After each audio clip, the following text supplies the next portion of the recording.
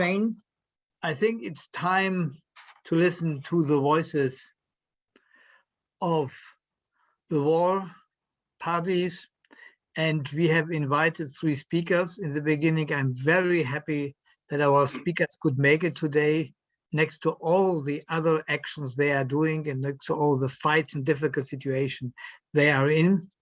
My name is Rainer Braun. I'm the executive director of the International Peace Bureau, and I welcome all of you to this webinar. And when you are looking to the chat, you can see that we are really very international community, from New Zealand or Australia to over the US to Kazakhstan, Tajikistan, I saw someone, and then from Europe and other parts of the world. So you can see the interest of knowing more details in original voices about this brutal war is immense, and saying, you know, IPB, like all the peace movement, are condemning this war. This is an illegal war against Ukraine.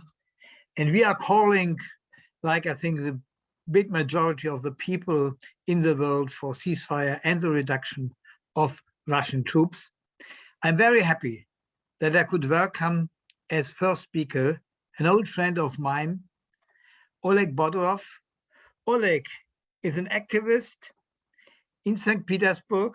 He's an ecologist, trained as a physicist, member of the IPB Council, and working above all against nuclear weapons in the Baltic region and for a peaceful Baltic region. He was not on the streets on the last days because of his insurance, but he is very informed what's happened. And I know I can see it, that it becomes better. And Oleg, the floor is to you. Please inform us about the actions of the peace movement on one side, and also about the nuclear danger from the nuclear power plants. Oleg, the floor is to you. The speakers will speak in the beginning 10 to 12 minutes. And after the 3 speeches, we will have Q&A, and everyone is heavily welcome to ask questions or to give a short comment. The floor is to you, Oleg. Dear colleagues, first of all, I'd like to say, Rainer, thank you for this chance to speak with all our planet, because I think the situation is really dangerous, extremely dangerous. I think it is very close with the situation when was crisis between Russia and US in Carib crisis. And I just now I sit in the northwest part of the Russia. It is a small nuclear city, Sosnovy Bor, on the coastline of the Baltic Sea, and only 35 kilometers from the St. Petersburg. And first of all, I'd like to say that in Russia we have too many protests now in the street, and not only in the street, but in Russian society started to different actions. And today, only 1 hour ago, I visited Change.org. It is the platform for the petitions, and there are petitions stop war in Ukraine. And there are more than 1 million signatures. You see, it is about 1,200,000 signatures of the Russian citizens. So it is maybe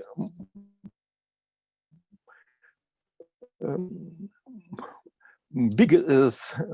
There are no any more signatures in any petitions in Russia. So we have very strong activities against war. And in the same time, Federal Service for Supervision of Community, Information and Technology and Mass Media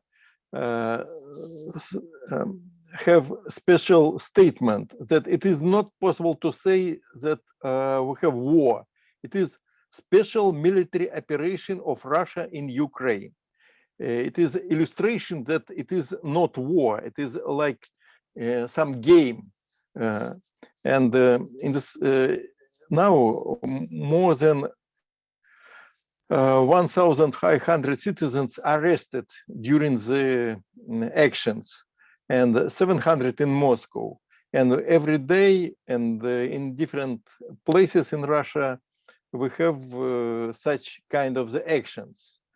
And in the same time, we have official mass media, and according to this official mass media, 70% of the Russian population support the President Putin for the denazification of Ukraine.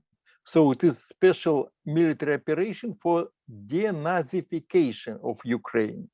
It is official message, and every day the Russian parliament adopted new law, and we have more and more pressure to the Russian society, and we expected military mobilization and the martial law, and it will be maybe on the coast on the Russian-Ukraine border. I mean, martial law, and Putin raised the combat readiness of the Russian army to the highest level of the sense of collapse of the Soviet Union, to offensive and defensive nuclear mobilization.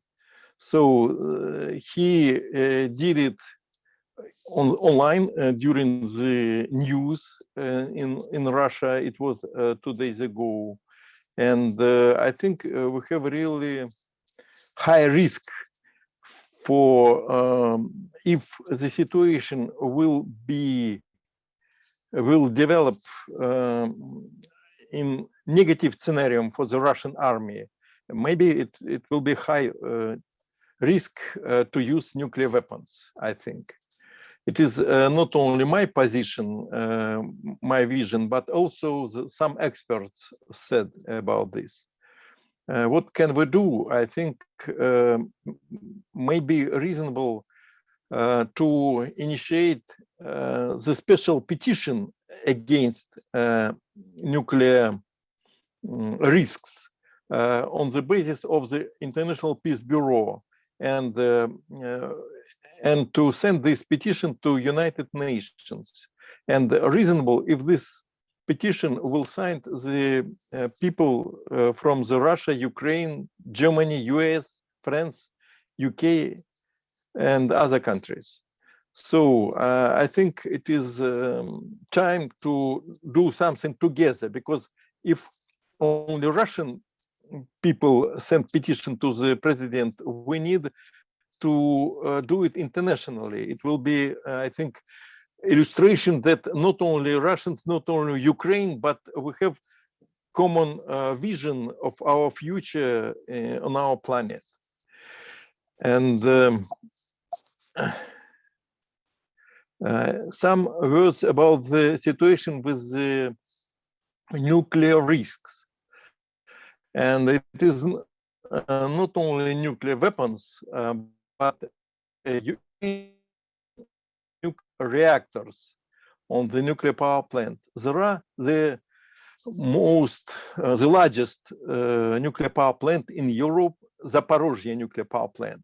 Just now, Russian army stay around this nuclear power plant, and they want to control this nuclear power plant. This is power plant on the south part of the Ukraine. You see my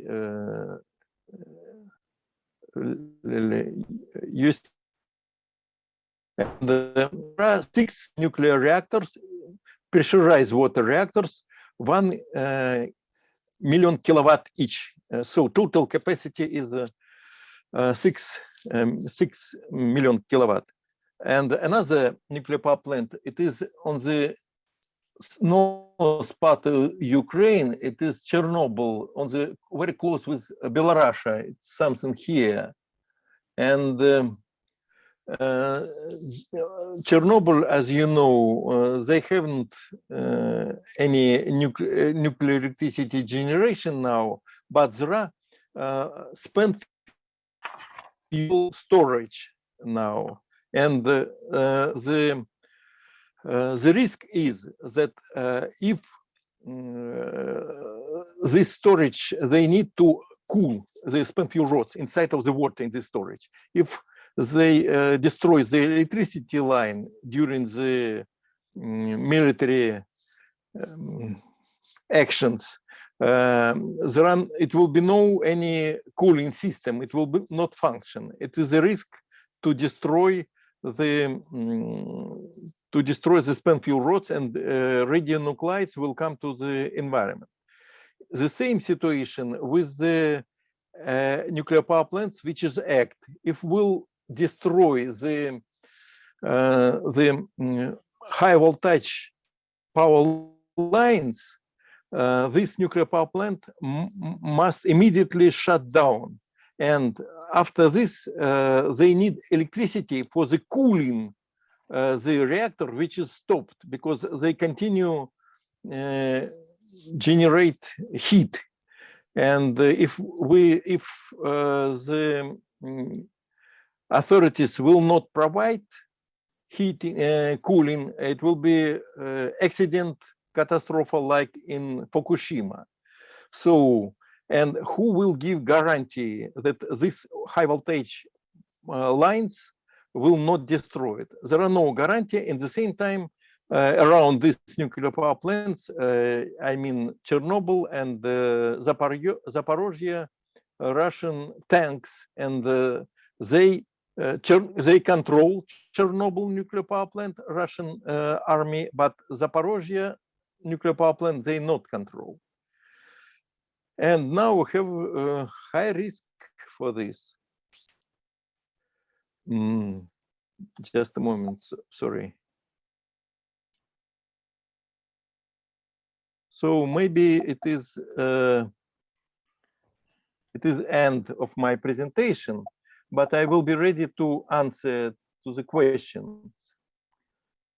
And I hope my friends and my colleagues, Elena Kruglica from Murmansk region, will speak about what can we do together, because reasonable if we will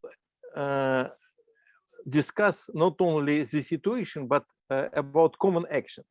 And maybe it is time to speak, Elena.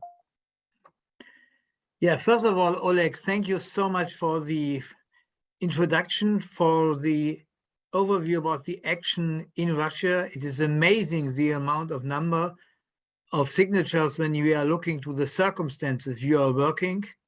And I think it is really a great wave of protests, and we definitely should discuss how we can unite our forces. And thank you also for showing us the danger from the nuclear power plants in the actual war.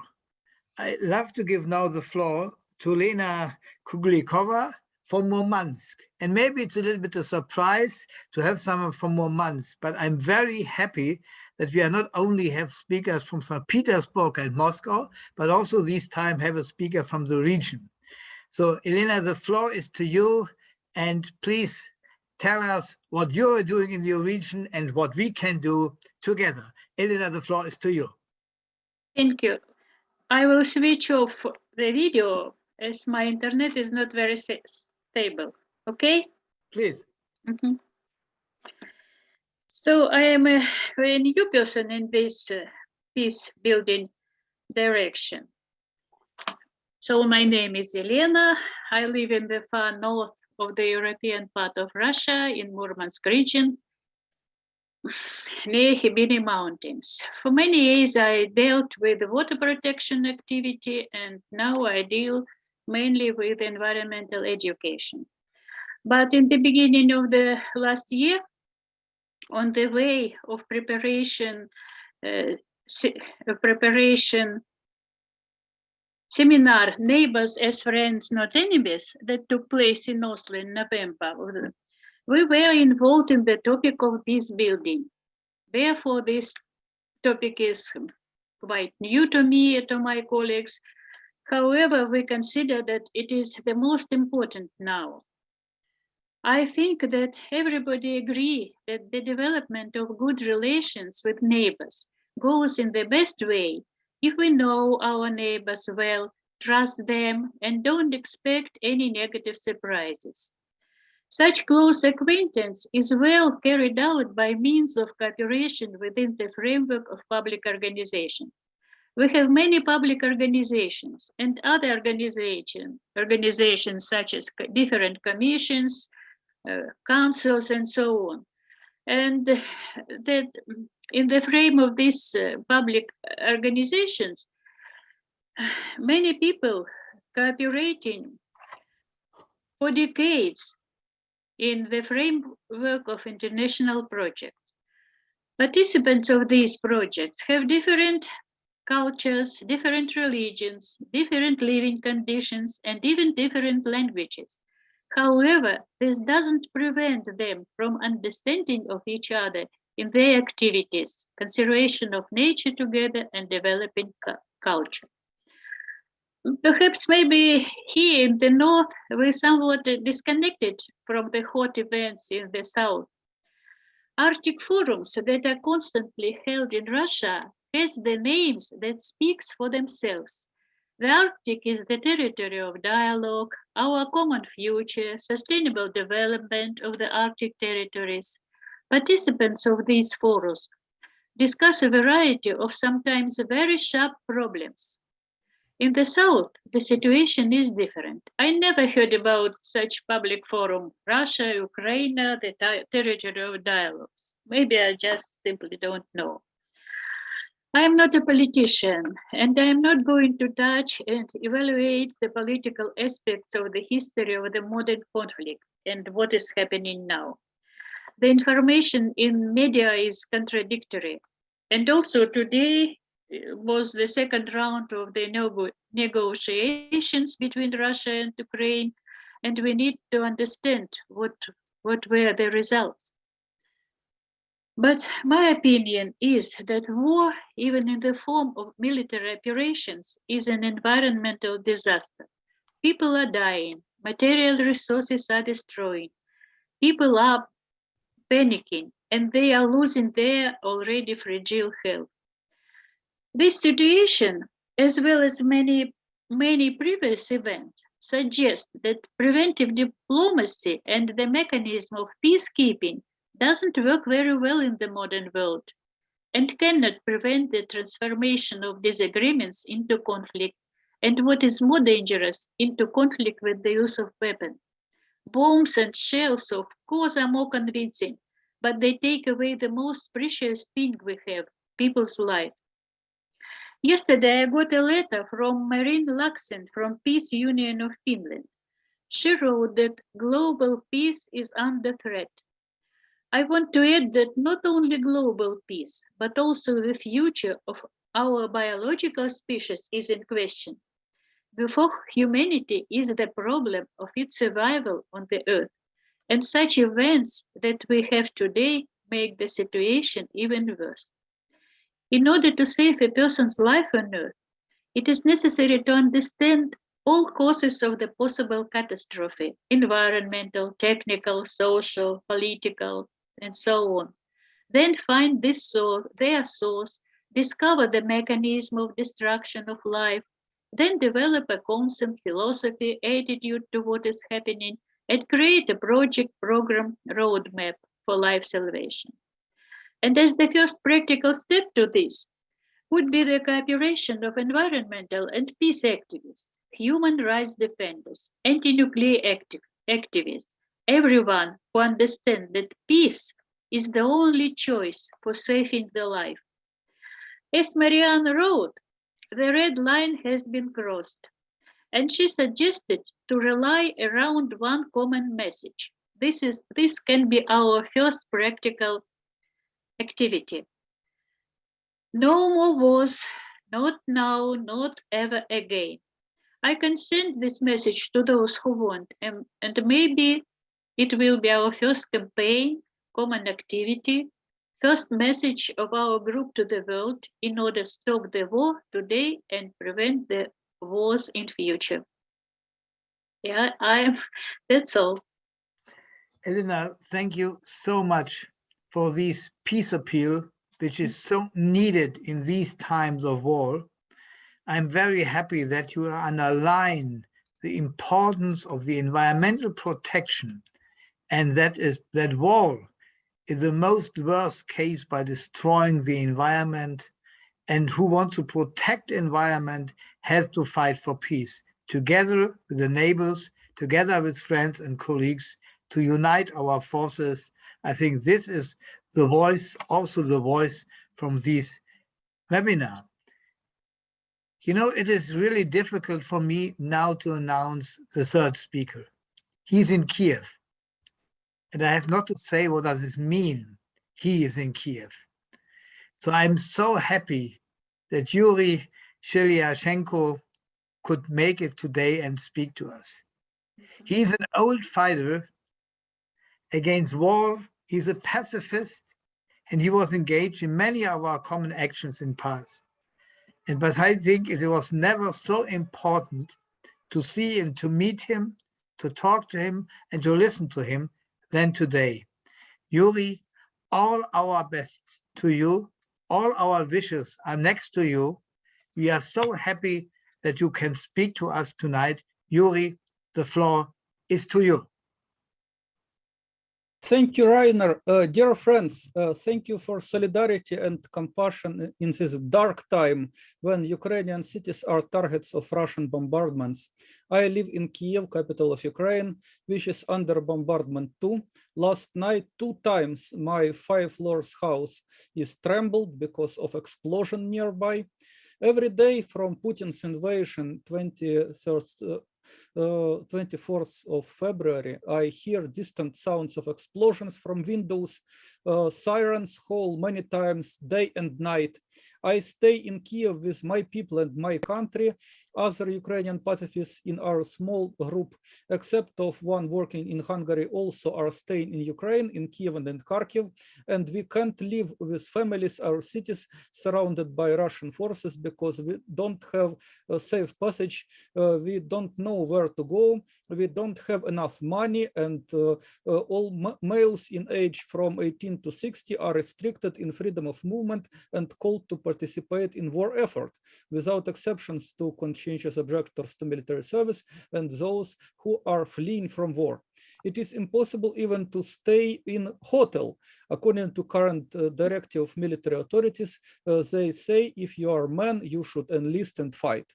But Ukrainian pacifist movement condemns all military actions on the sides of Russia and Ukraine in the context of current conflict. We condemn military mobilization and escalation within and beyond Ukraine, including threats of nuclear war. We call the leadership of both sides and military forces to step back and sit at the negotiation table. Peace in Ukraine and around the world can be achieved only in a non-violent way. War is a crime against humanity. Therefore, we are determined not to support any kind of war and to strive for the removal of all causes of war. We live in hard times which demand courage to promote peace. My friend, former prisoner of conscience Ruslan Kotsaba, still under political persecution, and we both are listed in infamous Mirotvorets database of people perceived as traitors to Ukraine. We are potential targets of far-right violence for our anti-war activities.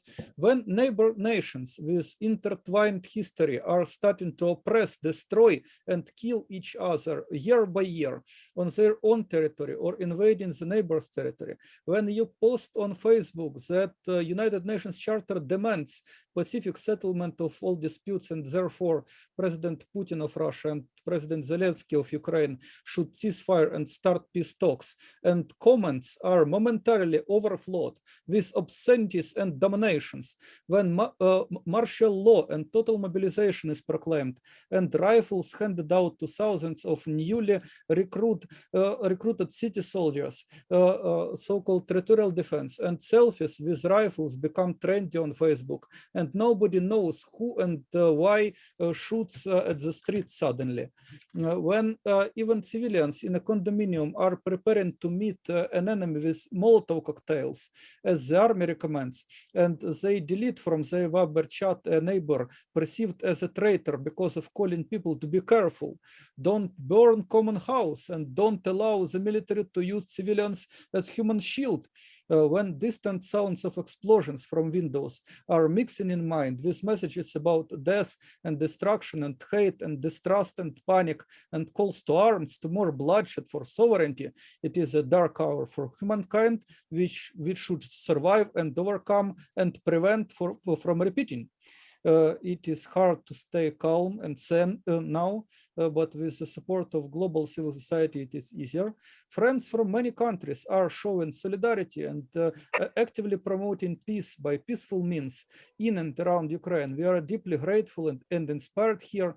I admire massive anti-war rallies in Russia, courageous, peaceful citizens who non-violently oppose Putin's war machine under threats of arrest and punishment. Our friends in Russia, conscientious objectors movement, bravely condemn the Russian military aggression and calls on Russia to stop the war. They call all recruits to refuse military service and apply for alternative civilian service or claim exemption on medical grounds. Unfortunately, warmongers too are pushing their agenda throughout the world. They demand escalatory more military aid for Ukraine and destructive economic sanctions against Russia. They gathered 1 million of signatures demanding intervention of NATO countries to close the airspace over Ukraine and deploy Western peacekeepers to fight Putin's peacekeepers, basically asking to escalate war, risking to provoke nuclear strike. European Peace Facility, a body of European Union, acts like Ministry of Peace in Orwell's dystopia 1984, providing military aid to Ukraine. Russia, of course, wages aggressive war against Ukraine, which should be denounced and stopped, no doubts about that. But instead of breaking the last bonds of humanity out of rage, we need more than ever to preserve and strengthen venues of communication and cooperation between all people on earth, and each individual effort of that sort has a value. The sanctions which the West and the East are imposing on each other as a result of the United States versus Russia battle for control over Ukraine may weaken, but not will.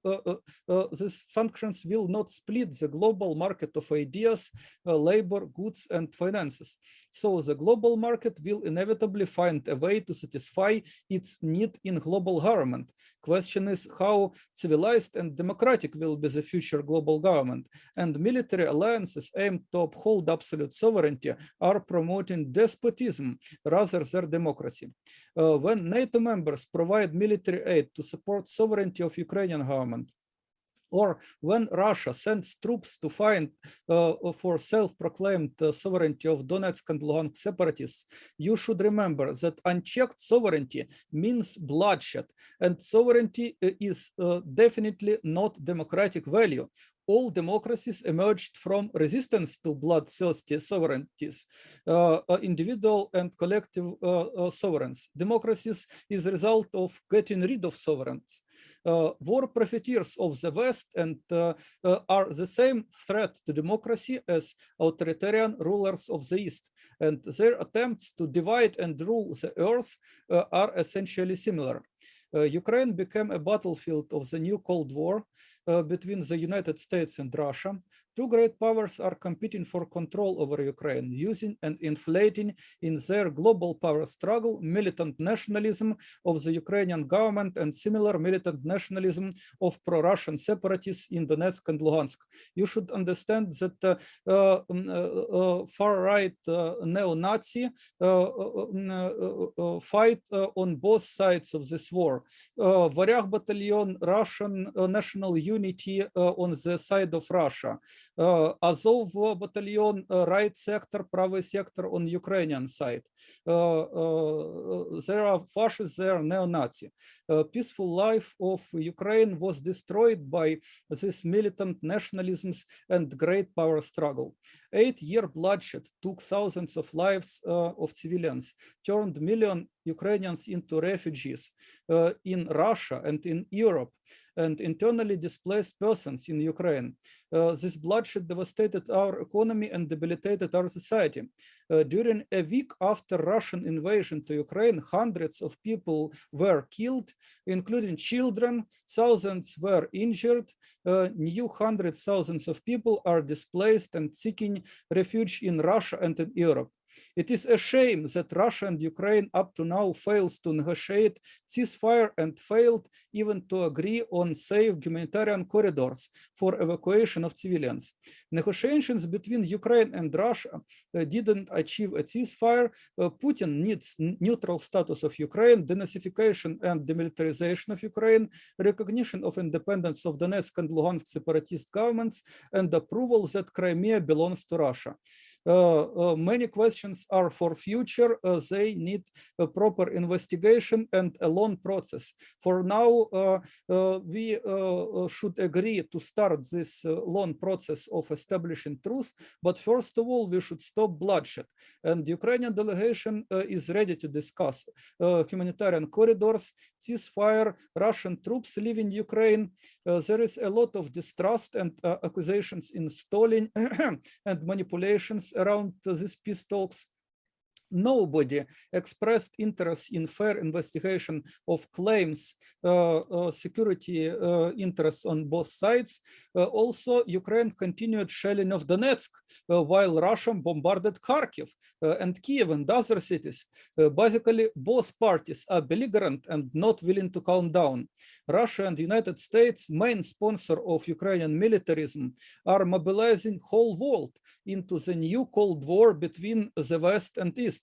Instead of that, Putin and Zelensky and Biden should engage in peace talks seriously and in good faith as responsible politicians and representatives of the people on the basis of common public interests instead of fighting for mutually exclusive positions. All conflicts should be resolved at the negotiation table, not at the battlefield. International law demands it, and there is no other plausible way to solve disputes emerging from the 2014 violent power grabs in Kiev, Crimea, and Donbass, following 8 years bloodshed by Ukrainian and pro-Russian forces and current Russian aggressive militarist attempt to undo regime change in Ukraine. Russia should step back and stop war against Ukraine. NATO should step back from conflict around Ukraine, escalated by its support to war effort and aspirations of membership of Ukrainian government, and ideally to dissolve or transform into alliance of disarmament instead of military alliance. All great powers should join the Treaty on the Prohibition of Nuclear Weapons. All great powers should commit to non-violent global governance based on peace culture, universal communication, and cooperation instead of doomed to fail efforts to impose their hegemony, global or regional, by brutal military force. Ukraine should not side with any bellicose great power, whether it is the United States and NATO or Russia. In other words, our country should be neutral. Let me finish, please. The Ukrainian government should demilitarize, abolish conscription, settle peacefully territorial disputes concerning Crimea and Donbass, and contribute to the development of a future non-violent global governance instead of trying to build a 20th century fashioned nation state armed to the teeth. It will be easier to negotiate with Russia and her client separatists when you share a vision that Ukraine, Donbass, and Crimea in future will be one whole on the united planet without armies and borders. Even if elites lack intellectual courage to look into the future, pragmatic understanding of benefits of the common market should pave the way for peace. I prepared to address the question, what can peace activists individually and together can do in the present situation to promote the cause of peace, but probably I will answer it to questions and answers. Yuri, thank you so much. And you can see by the hands how your speech is welcome and how we see that we have to support you from our actions all over the world. And you know, the first step for international support for peace, I think, is the next Saturday when we have the World Day for Peace and against the war in Ukraine, with actions all around the world, and up to now more than 30 countries, and many peace groups and peace activists are joining this day for future activities and actions against the war. So your appeal, Yuri, I think we take your appeal and spread him over the world to get really a big mass mobilization against the war, to stop the war. And I absolutely agree with your first point, ceasefires, the Russian troops has to go home, and then we should negotiate all the open questions which you raised in your speech. So now I have a lot of hands, and I will try to work a little bit along the hands. Can I ask everyone, please don't speak longer than 3 minutes so that many can take the floor. And after 3 or 4 of the speeches, I will give back the floor to our speakers in the beginning. The first speakers I saw on my list is Joseph Gerson. Joseph, the floor is to you.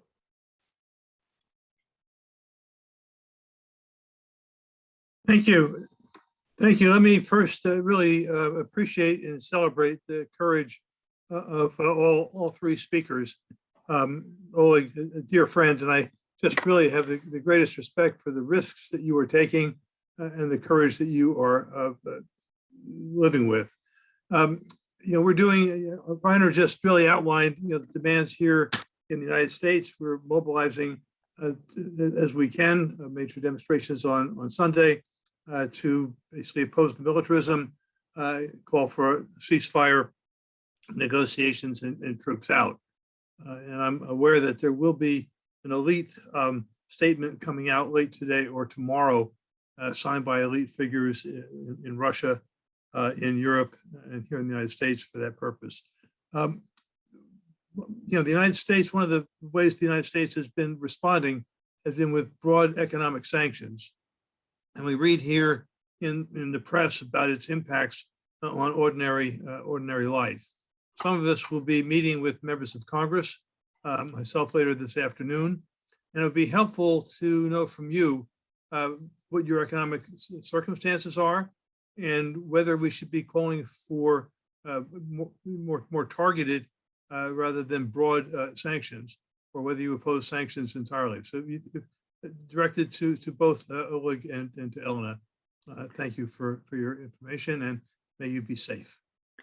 Thank you, Joseph. I will take 2 more. The next speaker I saw is Angelo. Angelo, the floor is to you. And then the next one is Patricia. Patricia, so please prepare yourself. After Angelo, it is your floor. Angelo, the floor is to you. Thank you, Raina. Thank you for all the speakers. So my question is very briefly. Yesterday, there was a historic session at the UN. This emergency session was especially about Ukraine. 141 states voted to condemn the war that was happening there and pretty much demanding Russian troops to get back. So I'd love to hear from the speakers. What do you think about this resolution? Or that something that maybe will change the game, or pretty much this is a time to reconsider about changing the system of the UN, a reformation of it? What do you think about it? I'd love to hear your comments. Thank you, Angelo, above all, also to be so short and precise. And the next one on my list, because I sort of could not see any longer, actually, is Oleg Boterov. Oleg, the floor is to you.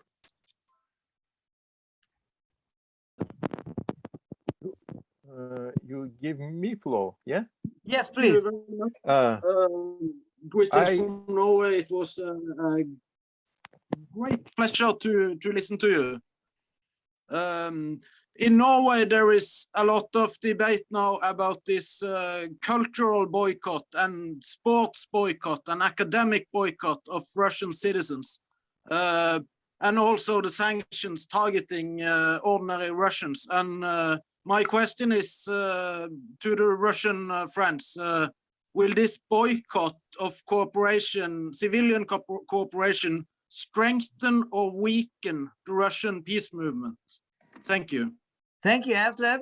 I will take 1 more, and then I will give the floor to the speakers. The next one I saw had the name Hamburg University. I have no idea who is behind Hamburg University. Hi, can you hear me? Yes, please. The floor is to you. Yeah, I am Lena.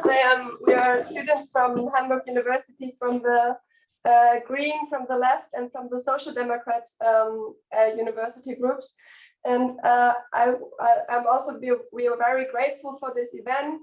And I think I want to start with saying that I think a lot of hope comes from when you look at the pictures of US, American, and Soviet soldiers in 1945 when they met in Torgau by the Elbe River, and they are like reaching out to each other because, and then that's the moment when they stop being soldiers and they start, like, even though all the differences between them, they realize they all want the same thing, to build a better world for humankind. And I think that since then, this notion has been lost a little bit, and we're all a bit caught in this war of everybody against everybody, and the just competition, which is, I think, as Elena said, it's not only between the countries, it's also in the social questions, cultural questions within the countries.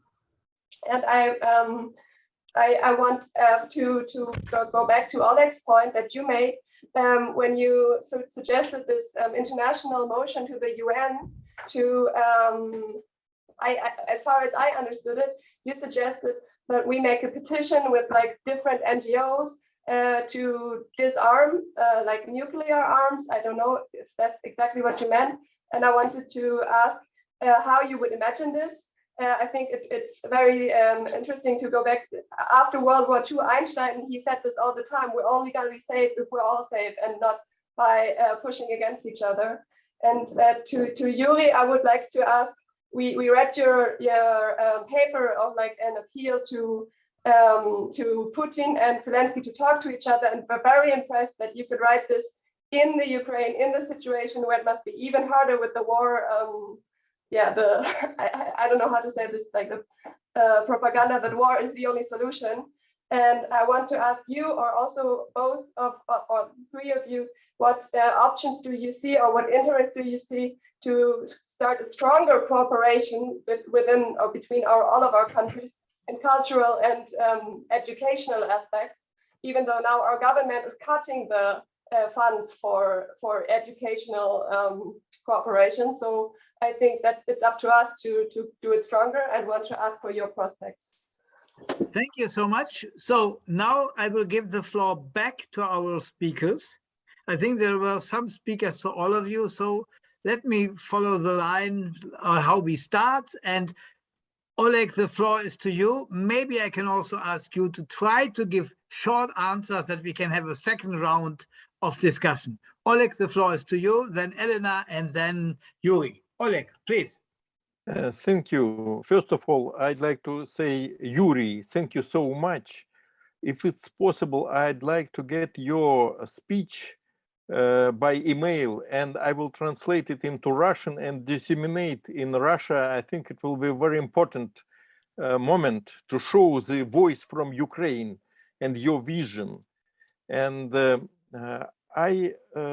about boycott of the Russia, I think it is really support President Putin, because his main message, we have the enemies around the Russia, and if everybody will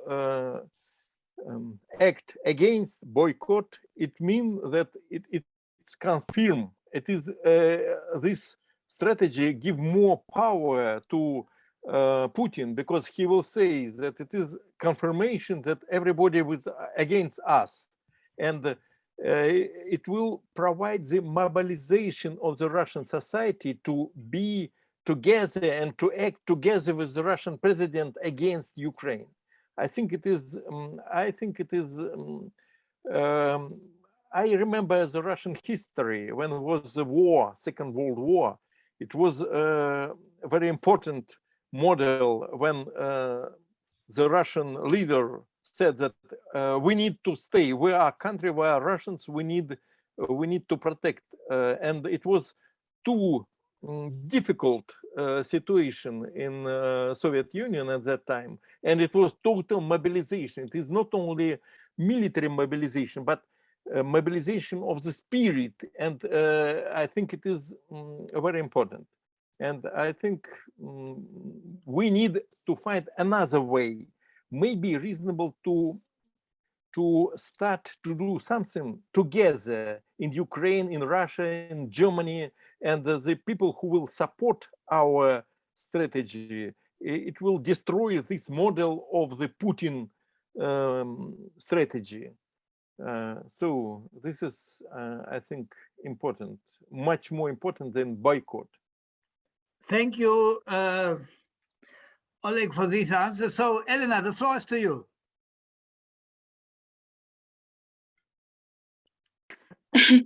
I'm not sure that I understand everything, so a lot of English, but boycott I understand. And I think that those who make boycott, maybe they think that Russia will act as a good boy, but it is just nonsense, because Russia will not follow just as a good boy. And boycott will have a positive even result in Russia, because it will force the industry to make some steps in order to compensate, for example, those facilities that we lost as in the result of boycott. That's why boycott is just, I think, not, it took so much energy, but it will not get good result. I agree with Oleg that we need to act together. You see, when I was a school girl, I met with a traveler who go around the world.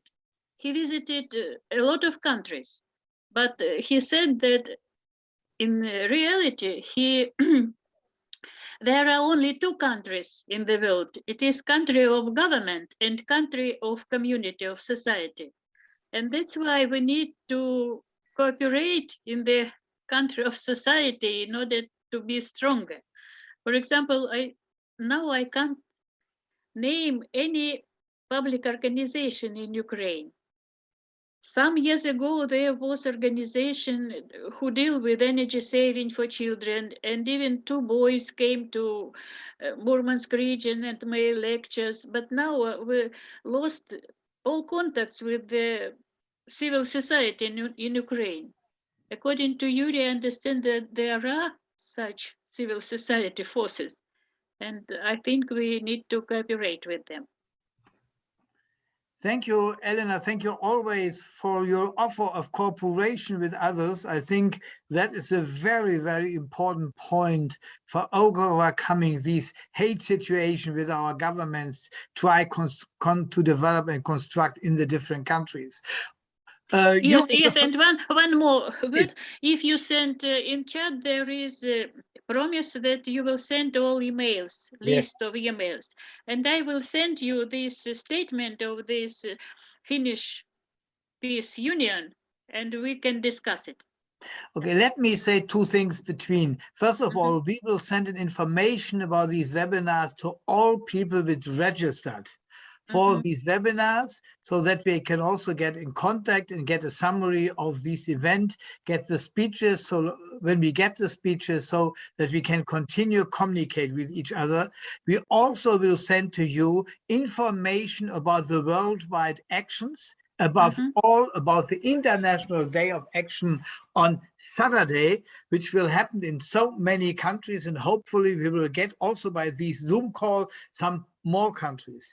My second point is this webinar is a start for the International Peace Bureau of a series of webinars which we are doing with Russian peace and environmental activists, and the same with Ukrainian peace and environmental activists. So it is, for us, it's a start point, and we will come back to all of you with further suggestions for further webinars, with more speakers, with other discussion points. So please have in mind that is really a start point for developing a community of activists which are supporting peace processes in Ukraine and supporting cooperative relations to peace-feeling people in both countries. So, but now I have to give the floor.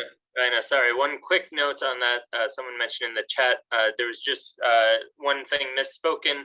The day of action is Sunday, March 6th, not Saturday. Yes, oh, excuse, Sunday, March 6th. So I love to give now the floor to Yuri. Yuri, the floor is to you.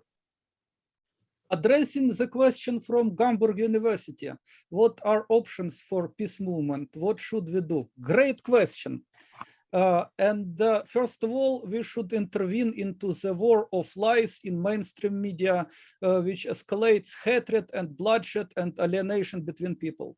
We should remind people that so-called just war is delusion, that we should not believe in myths about good guys and bad guys, and instead support good behavior, de-escalation, and condemn bad behavior, escalation, on all sides. We should insist that peace and justice should be achieved by non-violent means. Secondly, we should help the people who are needed, like victims of war and their families, refugees, displaced persons, and people who are staying in bombarded cities.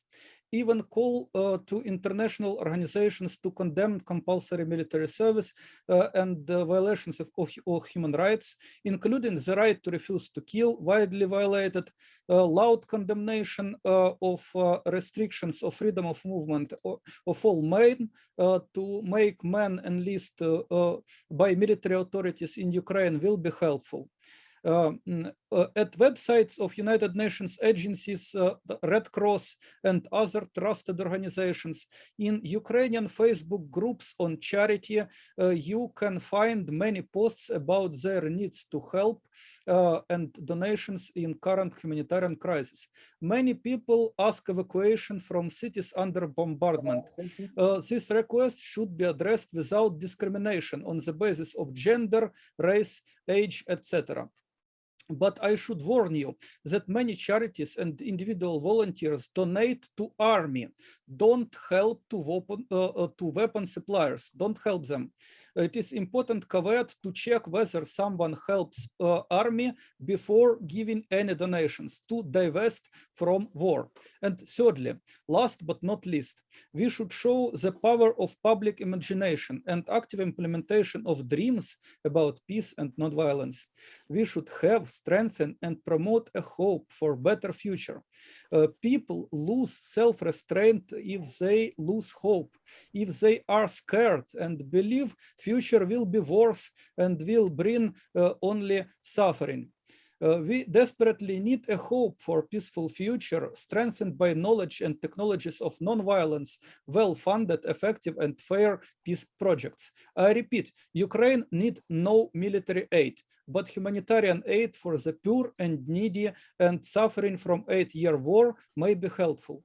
And we need intellectual, organizational, and financial resources to develop genuine peace culture, peace education, peace journalism, and genuine non-partisan mass peace movement, able to stop the war machine, insist on demilitarization and pacific resolution of disputes between peoples of the world. Underdeveloped peace culture, militarized education, training rather obedient conscripts than creative citizens and responsible voters is common problem in Ukraine, Russia, and all post-Soviet countries. Okay. I'm sorry. Helmut, can you unmute yourself, please? Let me finish. Without investments in development of peace culture and peace education for citizenship, we will not achieve genuine peace.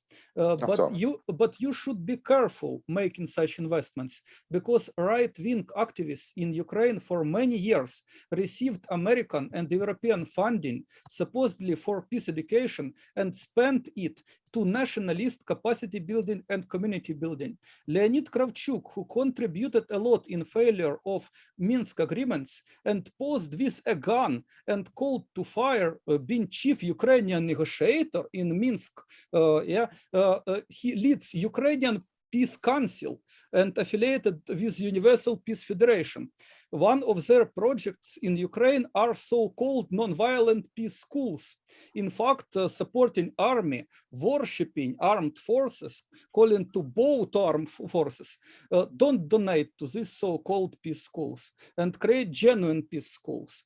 I hope that with the help of all people in the world, telling the truth to the power, demanding to stop shooting and start talking, aiding those who need it and investing into the peace culture and dedication for non-violent citizenship, we could together build a better world without armies and borders, a world where truth and love are great powers, embracing East and West. Dear friends, thank you for caring about peace in Ukraine and around the world.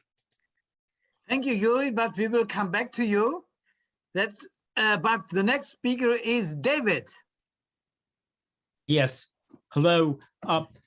Thank you for all that you've said. What information do we have about opposition to President Putin from Russia? I know that there's a civilian movement, but do you think that he's isolated in the Kremlin, or do you think that there are people in the Russian government who think that he's gone too far and might stop him? Thank you. Thank you. So that's, please, Oleg, put this on your list, but the next speaker is Helmut. Ah ja, hallo. Very good speeches I heard now, and I want to send the theme to the central theme. So how can we direct the world community from this terrible and stupid war to our real humanitarian problems: peace, planetary boundaries, and good social conditions. We need cooperation instead of confrontation.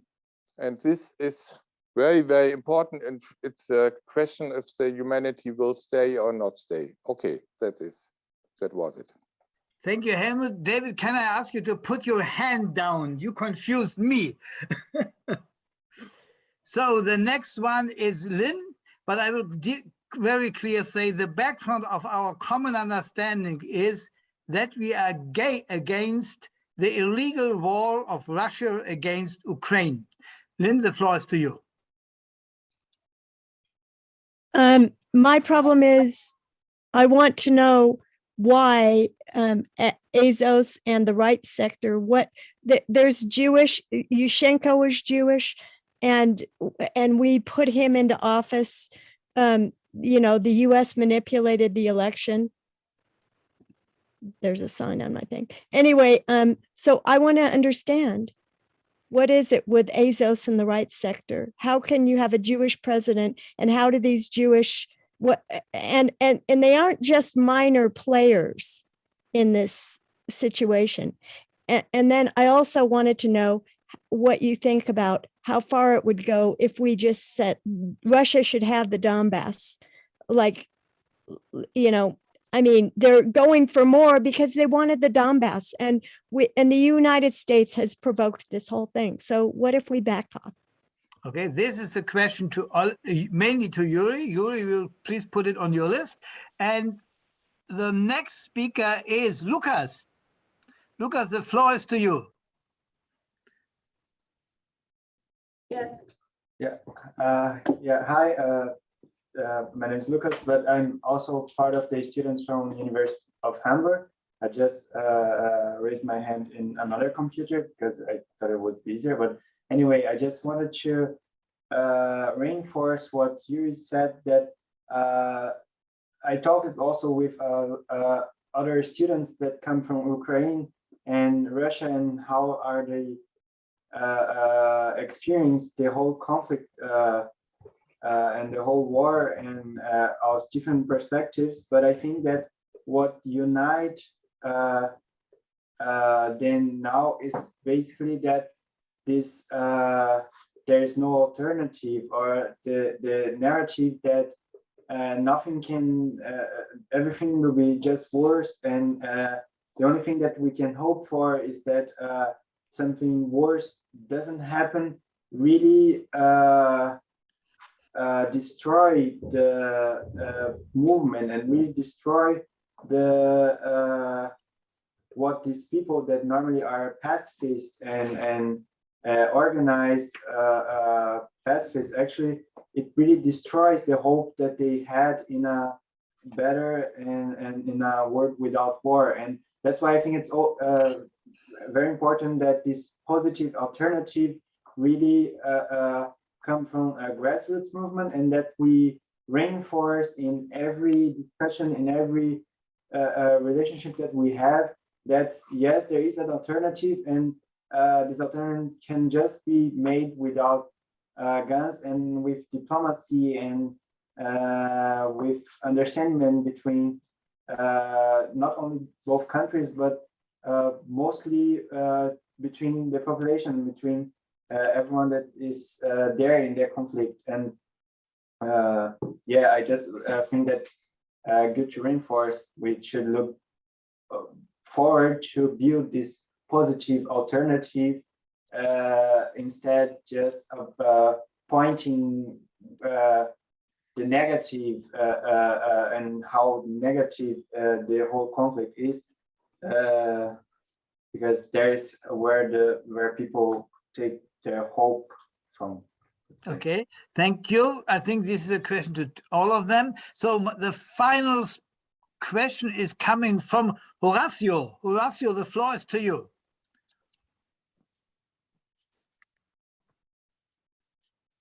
I just want to thank all of you for organizing this meeting and for the participation of all the people that has been talking so far. Very wise words.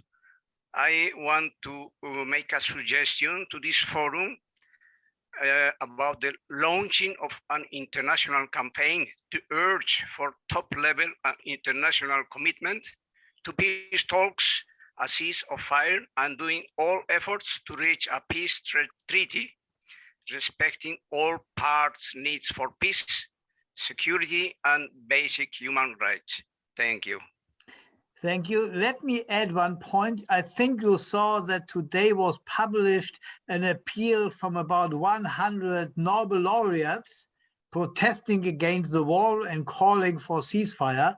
I think this is a good sign from high-level people calling for peace. So for the final round, because before we are coming to the end of this webinar, I would love to give the floor to our three distinguished speakers. So Oleg, can I ask you to answer the questions and maybe to finalize your words with 2 or 3 sentences, which maybe give us a little bit homework and which is also open for future discussion. Oleg, the floor is to you.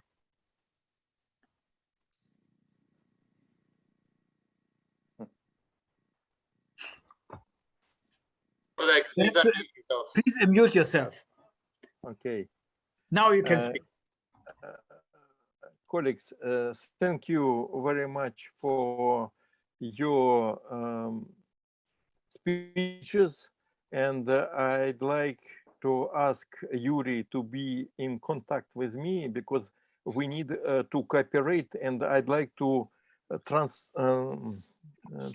translate into Russian your speech, and I think it will be important for the Russian people, for the people who act pro-Putin, and this is first point. Another one, I think I'd like to ask you, Rainer and the colleagues, to start prepare some common statement, international statement against war. And the reason will speak not against Russia or for support of Ukraine. I think we need to act against war, and it is very special position, which is we need for the actions which is provide common activities, Russian, Ukraine activities against the war, and maybe that's all. And I hope to act together with Rainer for the preparation of this this statement for the common position. In the same time, I'd like to say that, of course, in Russia, we have very strong repressions against the peace activists now. And yes, today I received information that Russian FSB want to give nomination for our organization like foreign agent. It means that it is activities against Russia. And I think we need together in any time and to act for our common future without war. Thank you. Thank you, Oleg. The next floor is to Elena. Elena, the floor is to you. Yes, I am really impressed that so many people just participating, and you colleagues and your friends. And you see, maybe the main difficulty in Russia now that many people support this event because they think that it is peacemaking war. You see, it's not just war, just where people died and fight against each other, but it is peacemaking war, and Russia just defend weak people and so on. And it is just suitable for Russian character to defend weak people and so on. And how to change their opinion, I really don't know. We have even argues in families, even in between friends, because all of Russians have different position. Thank you, Elena. Thank you also for participating in this event. And I think you make this event to such big success like it is. And you were helping. That is really a good start point for future common activities. Yuri, the floor is to you. Many great thoughts, and indeed it is important that we are gathering here and thinking about future peace. Totally agree with Horatio calling for peaceful solution in negotiations, addressing all concerns, including human rights, including human right to conscientious objector to military service. By the way, I am thankful for brave supporters of peace in Russia, and I will gladly contact with Mr. Bodrov to work on universal peace together. Lynn Segal. So interesting and intriguing question. How can we have Jewish president and behave like Nazi? Well, and by the way, how the nation suffered a lot from Nazi, Russian nation also can behave like a Nazi. Both sides behave like that. You know, because the main problem is just why we are talking about Nazi and not talking about problems with political constructions of today.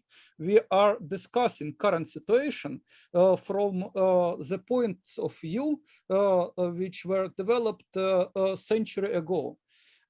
Because the main problem is outdated political constructions like nation state. And when, for example, we are looking on some states, I will not point finger, but indeed some states today applying old policies and at the same time blaming all ideologies, something are look not good. We are right blaming Putin and Hitler, yes, but we are not right not blaming Westphalian sovereignty, a right to execute the arbitrary power on some territory. And when democracies were developed, as I said, they just get rid of sovereigns, and it is a good thing to do. But we know also it was showed, for example, during French Revolution, revolution, that collective sovereign can make even more bloodshed than individual sovereign, and collective sovereign may very easily to create individual sovereignty. Look at results of absolute sovereignty in Russia and in Ukraine. Moving of Russian troops, we can move and we can threat everyone we like. Look like United States sovereignty. We may deploy our troops, create our bases, threat anyone with our military bases, and it is our sovereign rights. Look at Ukrainian form of absolute sovereignty. We can impose any cultural policies. We can say that in public space only Ukrainian language is allowed and Russian language is prohibited. By the way, some hate movements such as Vitsich for exclusion of Russian language from public spaces were positioned masqueraded as non-violent movements. It is insanity. This Wilsonian idea of nation state with this Westphalian sovereignty, they are like Molotov cocktail together.